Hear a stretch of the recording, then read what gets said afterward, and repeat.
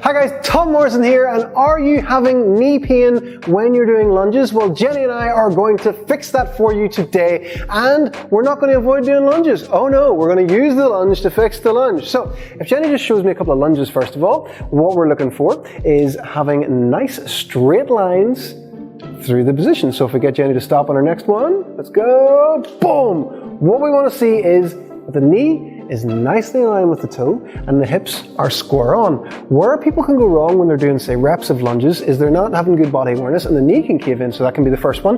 Knee can cave in, a lot of pressure can go on the medial cruciate ligament here, and the inside of the knee, you can get a lot of pressure going on there, and over time that can really start to piss your knees off. We don't want that. So knee is in line with the foot, okay? Other thing that could happen as well, and what can actually compound that effect, is if Jenny's hips shoot out to the side. So if Jenny goes back into another few sets of lunges and lets that happen, that can be one of the reasons why you can have knee pain. Especially if you're only getting knee pain on one side. A lot of people aren't aware of this. They could be doing this on one side, and on the other side they're doing their lunges perfectly well, and that's why they're getting issues on one side, and you can assume that you have a bad knee, but it could be coming from your hip as well. So these are all things you want to look out for. Film yourself like we're doing right now from the front and see where your hips are and where your knee is.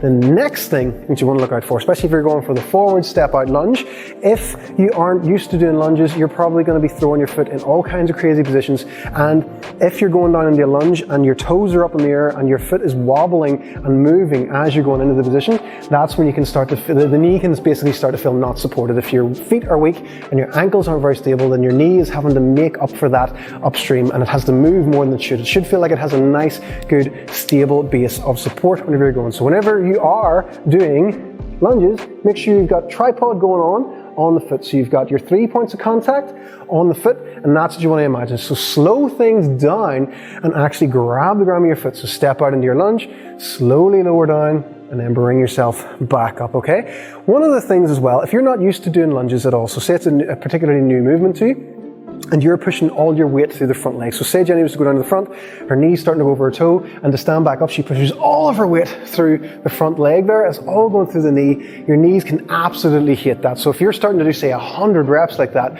yeah, your knees are going to get grumpy. So you want to break things down that little bit more, slow it down. And then don't worry if you can't do any of this stuff, by the way, guys. We're going to get into even more advanced regressions. We're going to get into more regressions in a second. So what Jenny can do with her forwards lunge here is break it down. So she steps, she makes sure the foot's stable first, she lowers herself down in the middle, she brings herself back up till the knees are normally nearly straight, and then steps herself back nice and slowly. So you break it down and build up some volume there before you would start to speed things up again or add more reps. You want to make lunges a lot easier for you over time so that it just becomes a warm-up exercise that you could literally do every day and not think anything of it. Lunges are amazing. Okay, so if you can't do any of that at all, say even just doing that hurts your knee, find something that you can hold on to. We're going to use a rig post.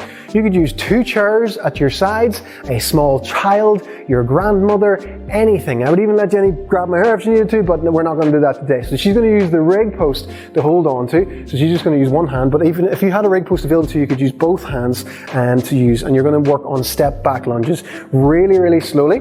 Step yourself back. Make sure that foot stays planted. Grab the ground. Slowly lower the knee down. Tap the knee gently to the floor. It's one of the big things about lunges. You want to be able to control the range of movement the whole way. You don't want to be banging your knee into the floor. Of course your knee's going to get annoyed that way, the back one. So you want to make sure that you're slowing things down and work on that. The other thing you can do is Jenny can just pick this stance now, and almost like split squats. She can keep the same stance and just work on bringing herself up and down and build the volume that way. Okay, so she could do 10 reps like that, practice the position, practice and going nice and slow. You can brace the core here a little bit, slow things down, build up your volume and figure out what you can tolerate. So if Jenny was to do this for a session, do 3 sets of 10 in each leg while holding on, and wake up the next day and her knees felt quite sore, then she would know, all right, I'll give myself a day of rest and I'll try again, but only do 5 reps. I'll do 3 sets of 5 and see how I feel the day after that.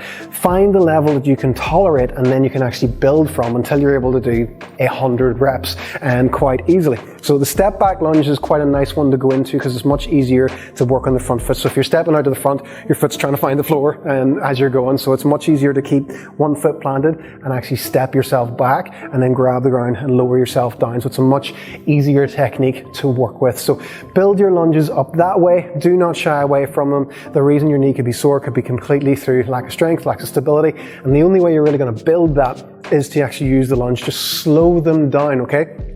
Never take any movement for granted as being simple. The lunge is a lot more complex than it actually looks if you're someone that struggles with it. Now, some people are quite lucky. They can just bang them out all day long and have never felt anything from it. Other people could be in that case that they're getting really bad knee pain as they're doing them. So other things that you want to be thinking about as well, your step back lunges, when you've got them done, you can do them unassisted like this. Bang them out. Get yourself to a stage that you would be able to do, like I said, just doing 10 sets of 10 reps, so that's 50 reps on each leg, and waking up the next day and your bum feels kind of good and your quads feel kind of worked and you're maybe even a little bit aware of your hamstrings and your knees don't hurt at all. That's the stage you want to get to with your lunges. When you've got to that, all bets are off. You can start to hold weights when you're doing them. You can start to step through to the front. You can have your barbell. You can have a barbell above the head. You can do all kinds of crazy stuff. When you have this baseline technique as well, you've got all kinds of different lunge variations where you step off to the side. You've got curtsy lunges. You've got all this different kind of stuff that's going to open up to you once you've got that good stable foundation. And then you've even got plyometric kind of exercise as well. You've got jumping lunges. Look at this. Oh, look at that, look at that. Nice and soft for the knees, nice and soft for the knees. So these are all things that can become available to you when you master the standard lunge position, okay? So make sure you know the difference between a good position and a bad position, and then you're going to be able to play around that a little bit more. So as you can see here, Jenny's able to actually even play around with these things. She's not going to have sore knees in the morning. She's going to be absolutely fine. It's when you don't know the difference between these things that you run into problems, okay guys? So work on your lunges, and we shall see you later.